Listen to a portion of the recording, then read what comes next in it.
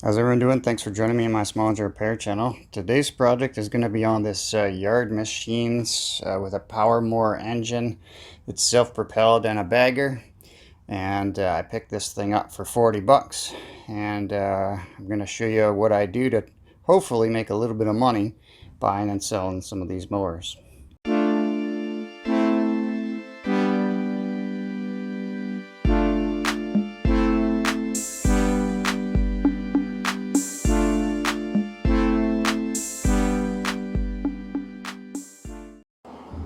Alright, so spring has just sprung. We've had some nice warm weather this week. The grass is actually starting to grow out on the lawn. I've sold, I think, 3 mowers this week. I've got this one left yet to sell. And I picked this guy up for 40 bucks. I don't normally pay for broken mowers, I'll be honest with you. I usually can pick up enough of them for free and get them running to keep me busy. I still got 8 more in my shed plus these 2. So and spring hasn't even really got here, but anyways, so I paid a little bit of money for this, and specifically because it was self-propelled and a bagger, so those 2 options together. And I know this thing's probably not that old, maybe 4 or 5 years old, I'm gonna guess. So let's do just a once over. I've done a little bit, so I kind of know, I definitely know that it doesn't start. The guy I bought it off of is an auto mechanic, but apparently, couldn't get this one figured out. But to me, that looks like it's overfilled. I'm just going to wipe that off and check it again. Alright, so let's check this over again.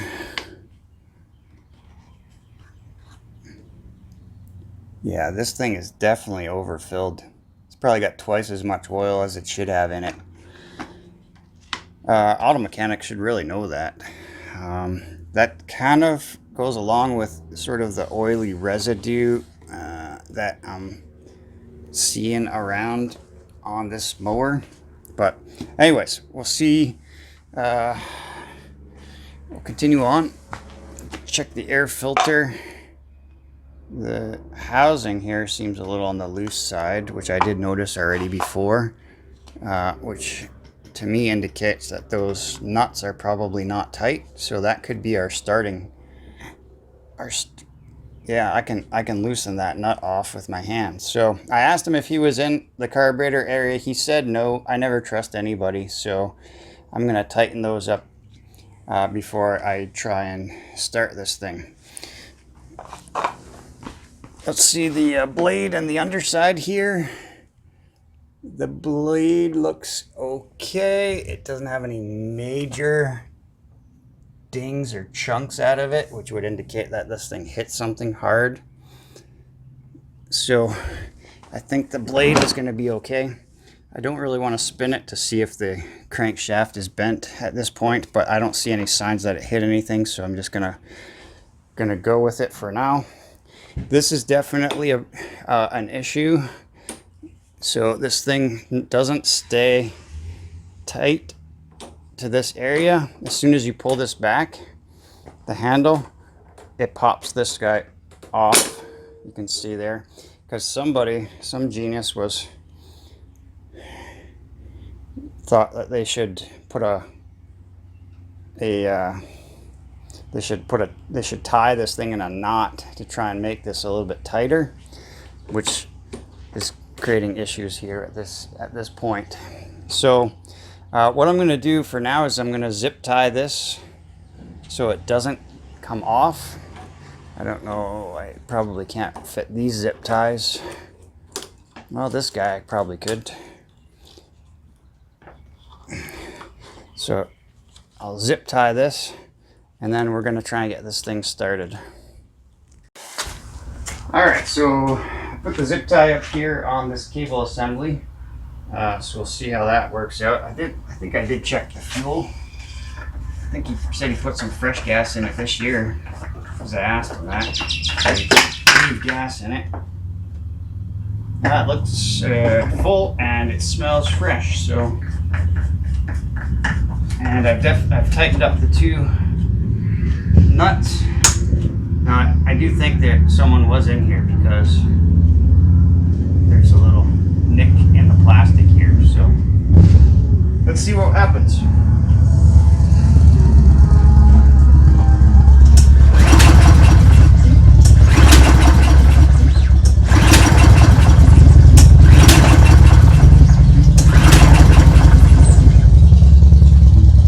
Alright, so it's not starting, which I knew already. It's got compression. So I think the next thing we're going to do is to see if it's a fuel problem or spark or compression. I think it does have compression, so I'm going to go with fuel because that's the easiest one next. There is, you're not going to be able to see it probably, but behind and here, right there, you might see the choke flap.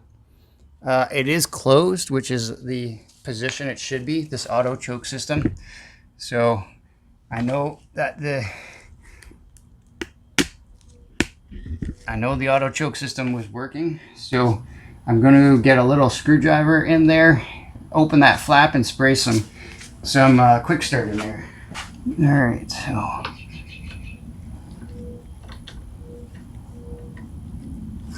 All right, so I open the flap.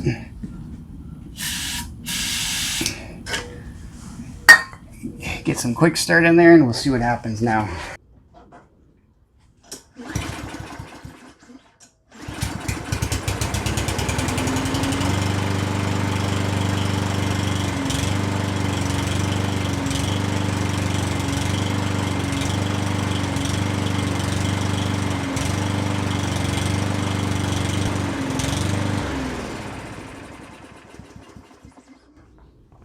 Alright, so as I suspected, fuel problem.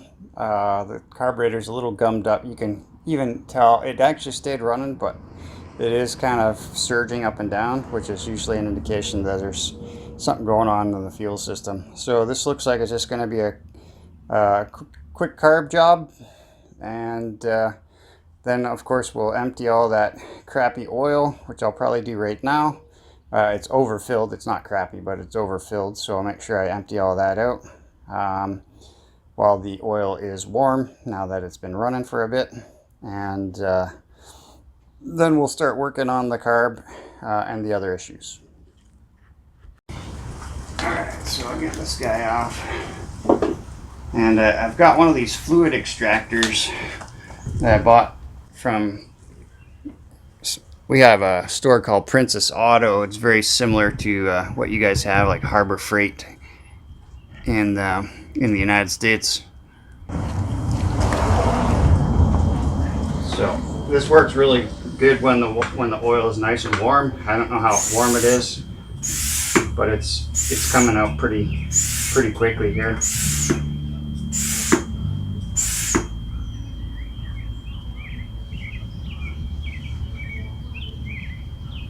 If you don't have one of these fluid extractors, what you can do is just tip the mower up on its side. Make sure you tip the carburetor side up, and therefore the oil dipstick side will be down. And then just put a little container, whatever you want to use for a container, to catch the oil as you dip it, as you tip it over. There is also a little drain plug right here that allows it to drain out, and then there's a drain hole on the front of these things, usually, that lets it drain down. That's just super messy. I would never do that. And then some of the engines, when you flip them over, they actually have a little drain plug on the bottom side of the crankcase. You can take that off and drain it that way too. But this, I find, is, for me and my back, I find this is the easiest way to. And this is extracting quite a bit. Like I say, this thing is way overfilled. Now I can hear it start to suck some air.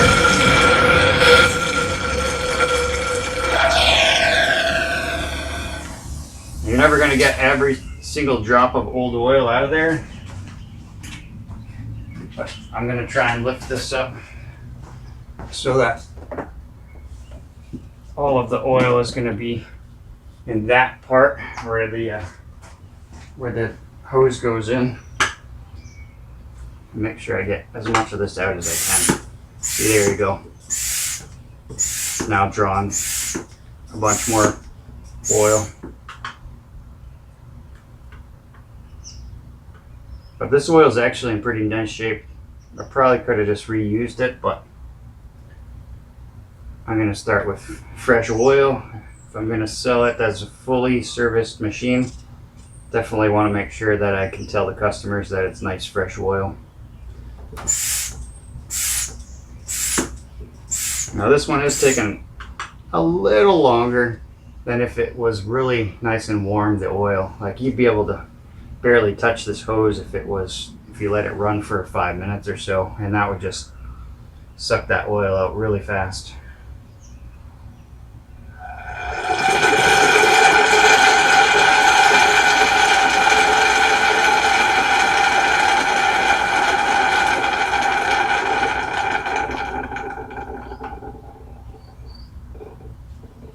Alright, now when you go to fill this oil back up, you're going to use some 10W30, just regular motor oil, or you can use SAE30 single weight oil.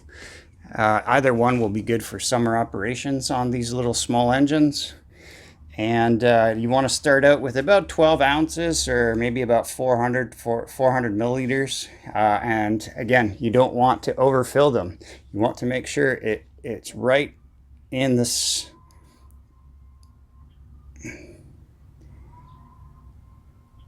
You want to make sure it's right in the range of those, whatever your dipstick shows.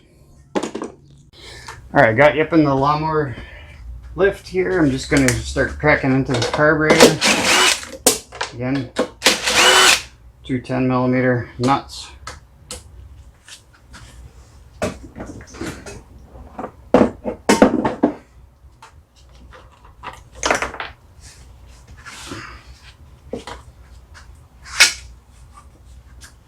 And then this guy should come off. Now, next we're going to block off this fuel line. I got these special pliers you can get off Amazon for like 10 bucks. Or you can just use maybe a pair of vice grips. Just be careful you don't do it too hard. Now there's a clamp here that I'm going to want to take off for the fuel line. And whoever put it on was nice enough to put it on the back towards the bottom here, so I don't know why they didn't just have it sticking out the front, but you get what you pay for. So I'll move it around towards the front. I'll just get a different pair of pliers and pull that off. Now sometimes these get a little bit stuck, so I loosen it off a little bit. Just be careful you don't mar up the rubber. And then I use a fuel line removal tool to kind of get that in between on the back side of this rubber line. Crank before I lose this gasket. Take that off. There we go. Just kind of loosen that fuel line off. You're going to get a little bit of fuel spillage. All right. Now we're ready for this to come off. Now, before I get into this, I'm just going to make a little bit more room so you can see all the linkages and stuff. So I'm going to do this anyway. So I'm going to take off this top starter recoil assembly. Again, these are 10mm.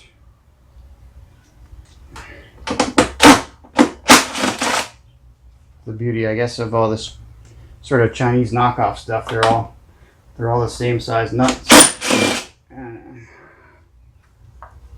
Okay, so that's good.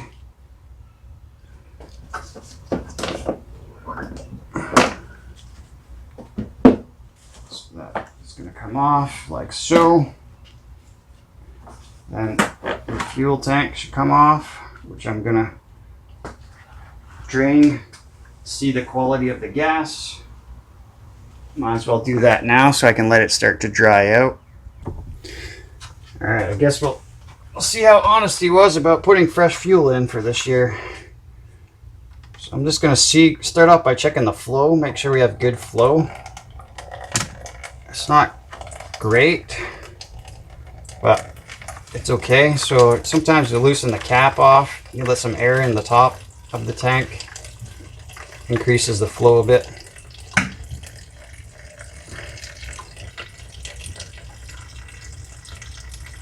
Alright, so this was more just to kind of check on the flow. This would take forever to get it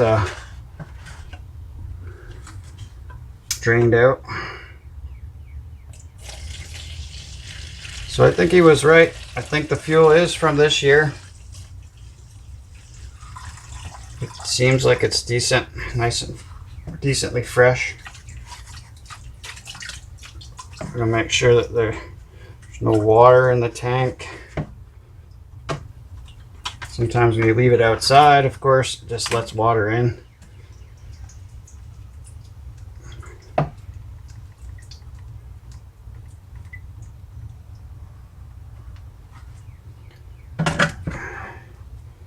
And I would say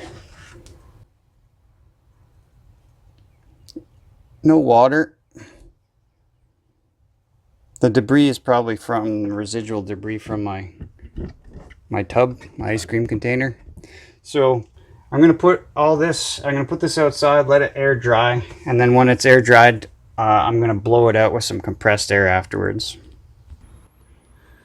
All right, so now a good look at the carburetor here and these auto choke linkages. Okay, so here's the choke flap. It's supposed to be closed when you start the engine, which it was, and that makes the fuel air mixture a little bit more rich and helps start the engine. So how that works is there's a arm or linkage right here that goes across to a heat sensitive contraption over here. And so as that thing heats up, this arm moves, all right? And as that arm moves, it's gonna pull that choke flap open, okay? Now, the other thing that causes this choke flap to move as well is this flap here that actually is encased in that housing. And these fans, which are good for cooling the engine, also will blow on this mechanism, and you can see as it's running, it's going to have the choke wide open, which is where you want it. You don't want to have it choked when the engine's running, because then it'll be running too rich, too much fuel. Okay, so I can guarantee you someone's been in here before, because take a look at this return spring. You see how this is bent? That's only bent because the person who installed that spring bent it during the installation. I do that accidentally once in a while. So I know someone's been in this thing. So anyways, to get this off, you're gonna have to take a picture of this contraption and see how this is all set up. Okay. So first thing you're gonna do is take this off the posts. All right. And then just stick it off to the side. Just leave it there. Okay. Next thing is we got to try and get this part of the choke assembly off. All right. So to do that, just pull up on this guy. All right. And then this is just usually a Z bend. So you bend it 90 degrees, pull it up. Okay. Let's put that off to the side. All right, next thing is the throttle linkage and the return spring. So this throttle linkage has got a cutout in the top of the throttle body. All right, you can see that cutout right there. And now you have to pull the carb out a certain distance to line up that throttle linkage, and it just slides right out just by pulling it up. And then your return spring there, that comes off, and now carburetor slides right off. So I'm going to tear into this carburetor, and I'll show you how I clean this thing. Alright, so next thing I'm going to do is work on this carburetor. First thing I want to do is try and blow off all the crap that's on the outside of this thing with my air gun. Right, so it's all air blown off there, so it's not too bad. When you're doing that, just make sure you cover up all the holes and you're blowing on the outside of this here.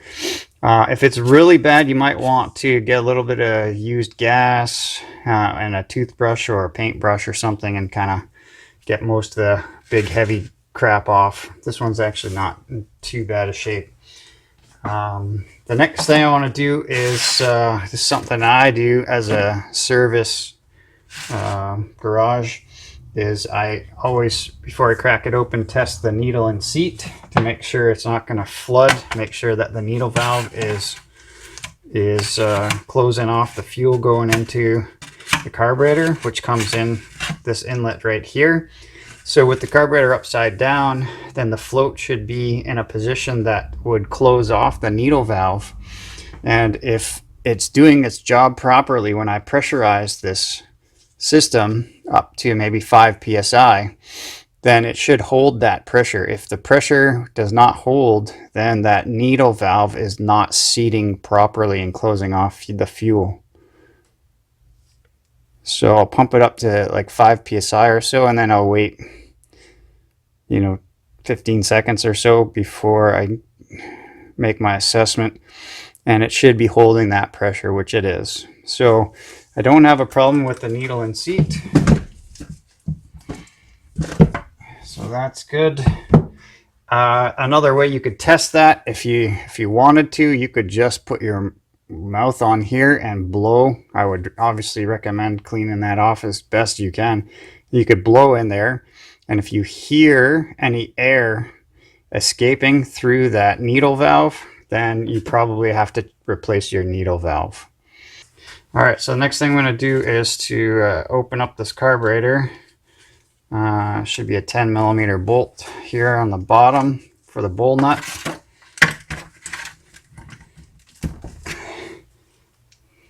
Now it looks like there's a little bit of kind of water / fuel mix in there. You can kind of see there's bubbles kind of forming there. That's the water in the fuel.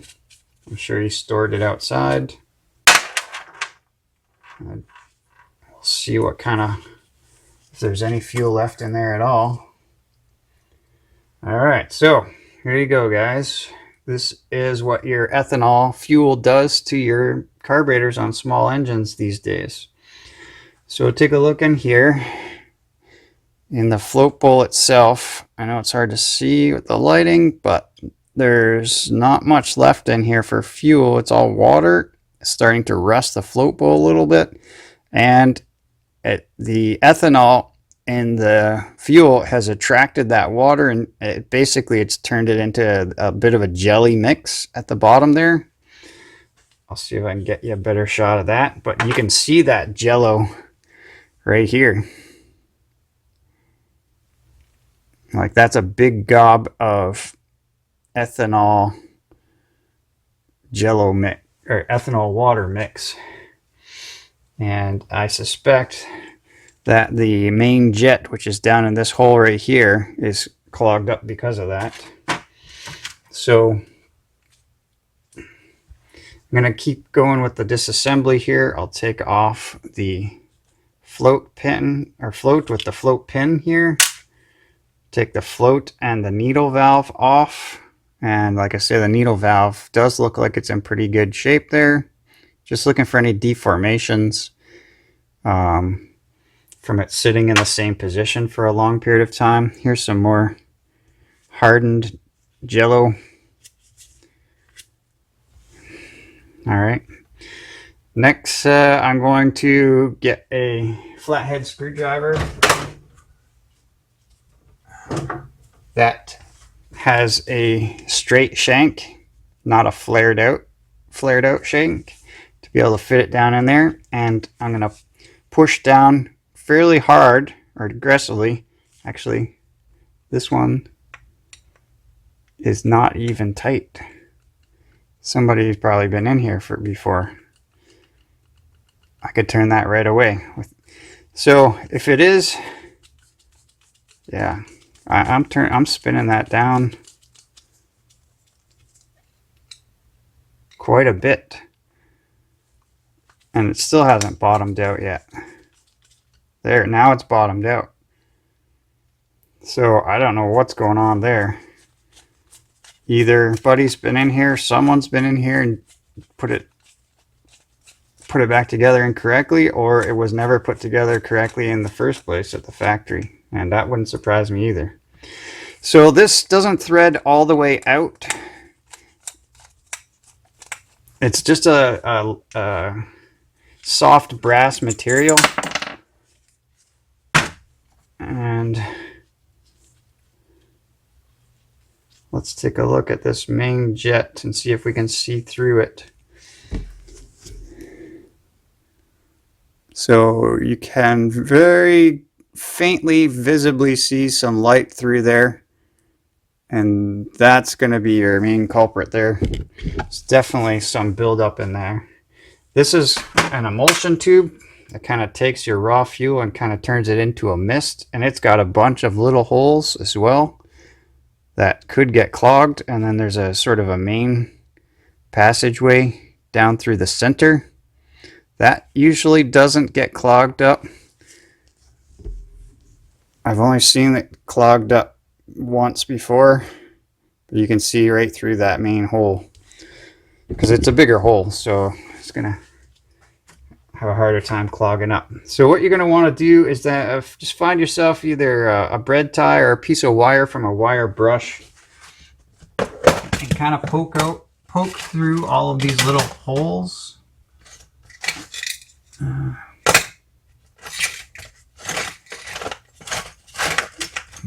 Just finding the one I use here. This is just a little piece of wire from a wire brush and the end of a matchstick, and you're just going to want to poke it through all these little dinky holes individually. It goes right through to the other side there.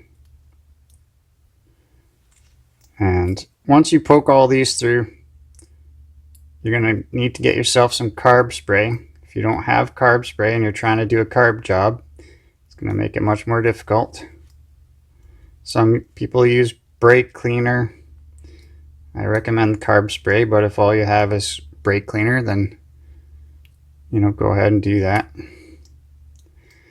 So that's all good. And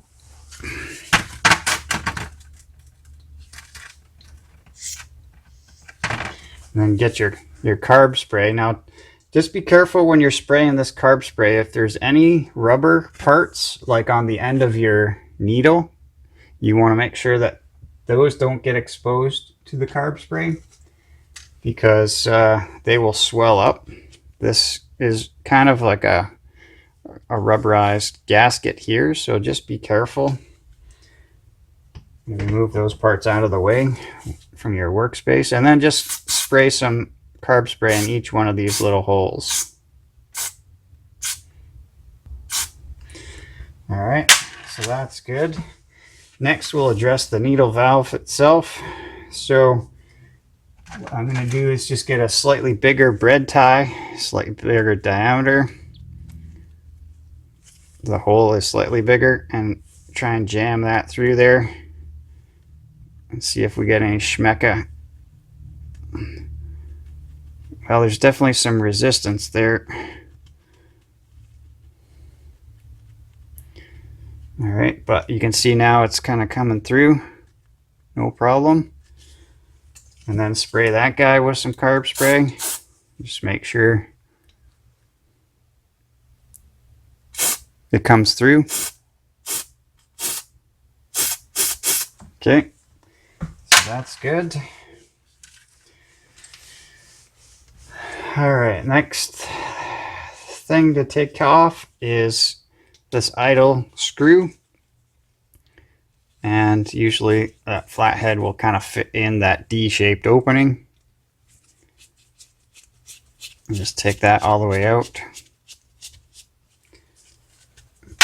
that off to the side, and then your idle jet is up and underneath here. And again, somebody's been messing with this because this idle jet, if you can see this here, this idle jet, the back side of it, I mean the back and front side are flat, and then it's rounded on the edges. So this backside being flat, it should actually be lined up parallel to this little post back here, which is also flat. So I'm not sure what kind of lighting there was there. So again, somebody's been in here messing around. This idle jet, it's got a big hole in the center that never clogs, but there's a really tiny hole in here. And again, you're going to want to use that piece of wire from a wire brush or a piece of electrical wire, something like that, really thin, fine wire, and stick it in the end of this brass jet here. And this one is definitely clogged. I cannot get this. It should be coming through, and it's definitely getting jammed up in there. Just keep working that. There we go. I can feel it. Oh no, it's just coming in and out of my matchstick.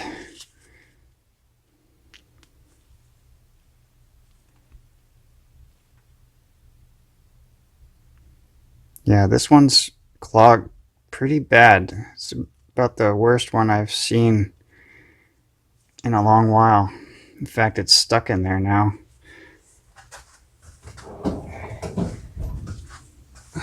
I'll just gently pull on that, get it out. Maybe I'll try and loosen up whatever's in there with a little bit of carb spray. You can see some of it's coming through the sides there, but not all of it.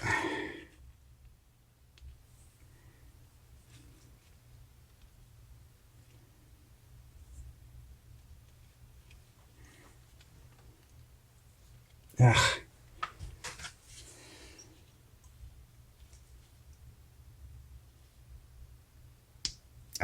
There we go. I can finally got it through there. Let me see. You can see it now. Now you got to work that back and forth. That should go in and out fairly easily.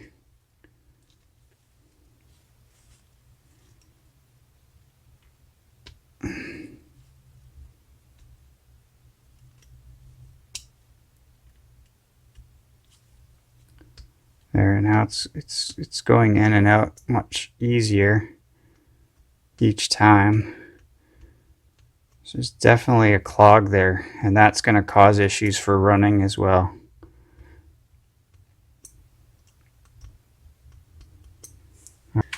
Alright, so one last spray of this jet. It'll be ready to go. You should be able to see it shoot out from the front here.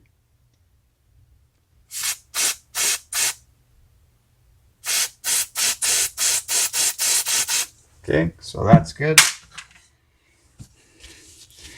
Alright, so the disassembly is now complete.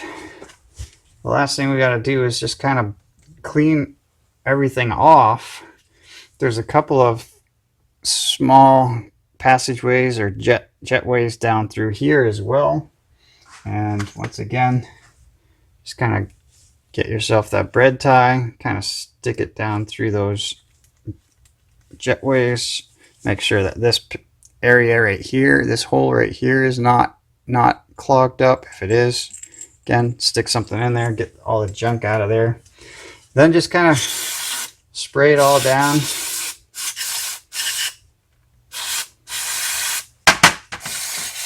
Make sure you spray in this idle jet area. Okay, and then you can spray into those jets so you can see it coming through the idle jet there. And just give it a good sort of spraying. you can spray, make sure you spray in where the fuel comes in. That's your seat right there.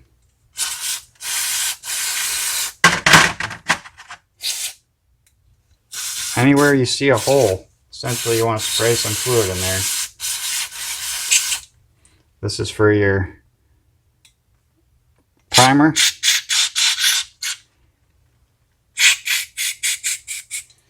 All right, and then you're just going to blow this off with some compressed air, and this part will be ready to assemble, reassemble. And then for this bowl, the best you can do is, you know, spray some carb spray in here, and then get yourself like a little wire brush or something like that, or a piece of sandpaper or steel wool if you're going to use steel wool, which is probably what I'm going to use. Just make sure you don't do it right where the carburetor is that you just cleaned, because there's little fibers coming off of this thing. So I'll do this over the garbage can and we'll see how good we can get it.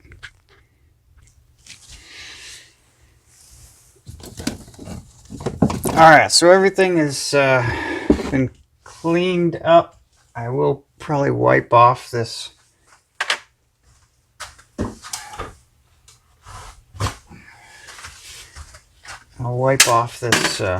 oh, the needle valve came off. That's okay. I'll show you how that goes back on in case it happens to you. Just clean off this float, and I like to put the carb back together without the use of a glove, because the glove is probably all grungy now anyways. So I don't want to get any of that grunginess onto my parts, my nice clean parts.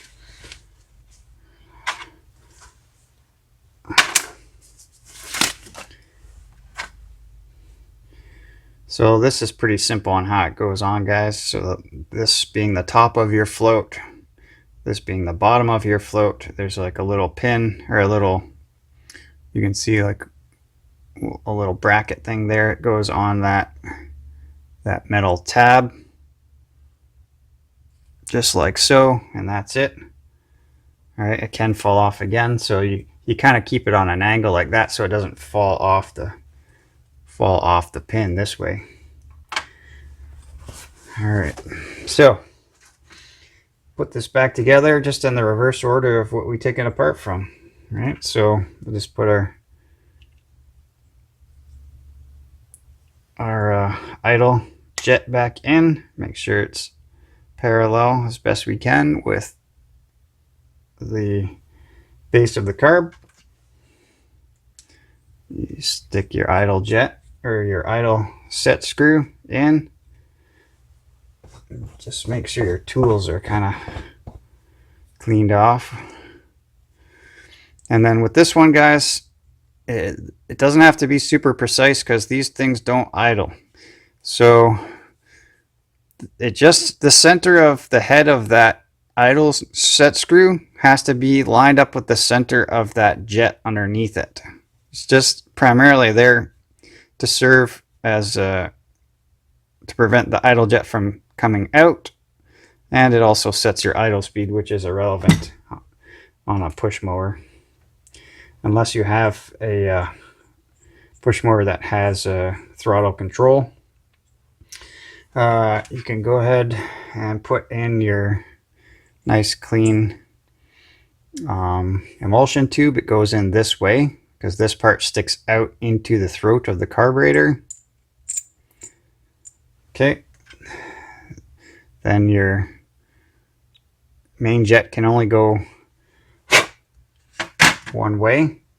Now, I still don't like how small this opening is in this idle jet. It should be a little bit bigger. So what I'm going to do in this case is I'm going to take one of these torch tip cleaners and find the one, it's usually around the fourth one, something like that. Find the one that fits through snugly.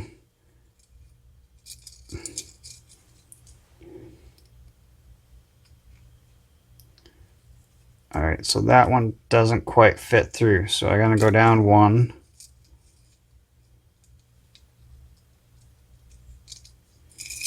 I'm gonna try that guy. Now these things have a little bit of a, you know, abrasive edge on it, so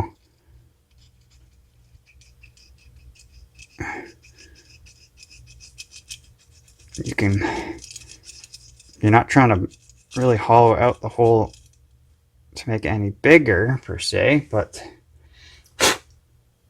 you want it to be nice and clean. And now look at the difference. It's definitely much bigger opening there just because it's nice and clean. So I'll spray that out one last time with some carb spray. And then I'll go ahead and reinstall that.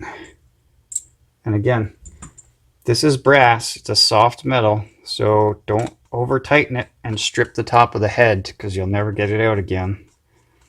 Just bring it down to the bottom with light pressure.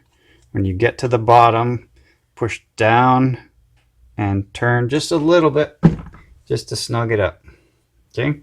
Next thing will be the float and the needle valve. Before I do that, I usually like to put a couple drops of this really thin 3-in-1 oil where the seat is, and that area is always wet anyways with gasoline, so putting a little bit of oil in there is kind of good for that little rubber tip. And it'll be good for when I test it as well because it'll be wet, which is what way it would be normally. So now you just kind of line up the two holes on these posts with the hole in your float. All right, that's good. And I'm going to go ahead and test it one more time before I put it back on the machine. I don't need the float bowl on. I just need the float to be upside down, which is putting the most amount of pressure on that needle underneath it against the seat, which should be blocking off the air that I'm going to pump in, which would be the equivalent of having fuel in there. So I pump it up again to about 5. Wait maybe 10-15 seconds. And if it was leaking, it's very noticeable. You'd see it or hear it even sometimes with that fluid, that little bit of thin oil I put in there. If it's not seating properly, you'll hear that fluid kind of gurgling because that's letting air in past. So it's another good reason why you want to put a couple dabs of oil in there. So then the float bowl can go on any different way here, but there is a drain plug, which usually you're going to put on the opposite side of the fuel inlet because that's usually where it's going to be most accessible and once it's on the machine. And then you just put your 10 mil bolt back on and it's ready to go back on the machine. So here's a spark plug gapping tool, which you're going to stick in there. This one looks like it's a little bit on the tight side, but you can see I'm getting about 26 thousandths of an inch. Just bend that out a little bit. And now it's a little bit too far, of course. It's very sensitive. So I'll just bend that back down a little bit. And there we go, 30 thousandths of an inch. These things you can pick up on Amazon for a few bucks probably, or Harbor Freight. So now it's ready to be reinstalled.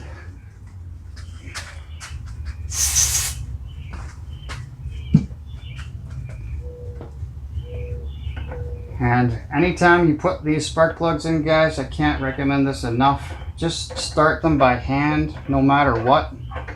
If you can't run this thing in by hand most of the way, you've got it threaded incorrectly. So don't tighten it like that. Because this winter I had to replace the entire head of the engine on a snowblower that was almost new, because the previous owner had cross-threaded the spark plug and damaged the spark plug threads so badly that they were non-repairable, and I had to replace the whole head for $200.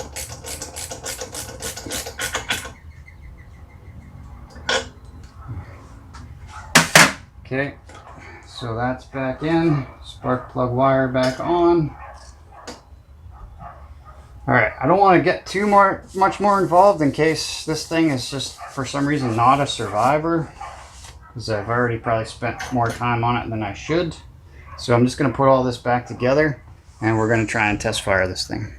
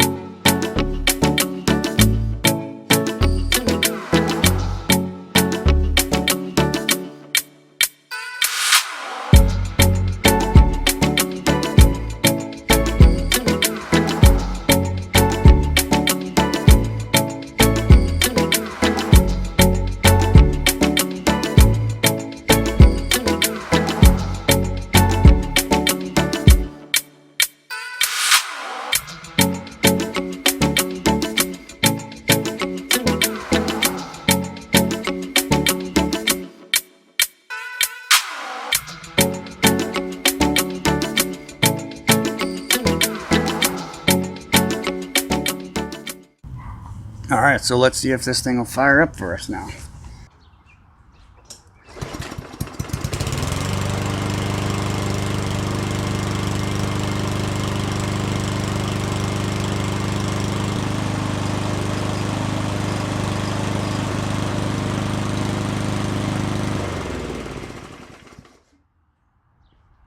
Obviously I'm going to clean it up, finish up the last of my tune-up stuff, and we're going to try and get this one sold. But before I sell it, I'm going to let it run for 10 or 15 minutes, of course, before I go ahead and put it up for sale. So anyways, hopefully this video was informative for some of you guys, and if you like the content, please show me a little love, smash the like button down below, and if you're not a subscriber, please consider doing so. It really helps me out on the channel. And until our next project, guys, take care.